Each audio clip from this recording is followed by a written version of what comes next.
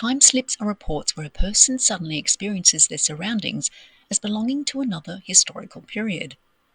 There is no loss of consciousness or some sort of trance state, and no sense of travelling through time. One moment the world is normal, the next it isn't. So what makes time slips really interesting is that you are in this changed world. Experiences don't feel like observers, they are physically present. The environment appears solid and not anything like a dreamlike state, and just as suddenly as it begins, the experience ends.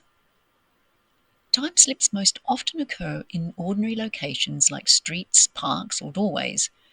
People tend to report that they are usually calm beforehand and not experiencing anything unusual, but confusion and shock tend to come afterward when the environment snaps back to normal. There has been a well-known early case that happened at the Versailles Gardens in 1901, where two academics, Charlotte Anne Moberly and Eleanor Jourdain, both described entering what appeared to be an 18th century setting, complete with period clothing and unfamiliar buildings, later found to match historical records.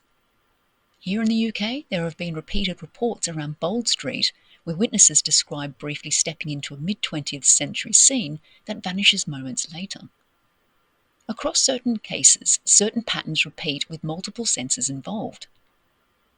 There is usually no accompanying paranormal activity, no apparitions, no poltergeist effects, and even more interesting is that witnesses often notice that something was wrong only after the experience ends. Time slips can be confused with residual hauntings or psychological episodes, but these explanations struggle to account for the clarity and the occasional historical accuracy. For investigators, the priority is careful documentation with records of the location, duration and conditions, and the emotional state before and afterwards. Try to avoid leading questions or coming to a conclusion too early. Time slips don't neatly fit into existing paranormal categories, but they do challenge our assumptions about time, perception, and reality.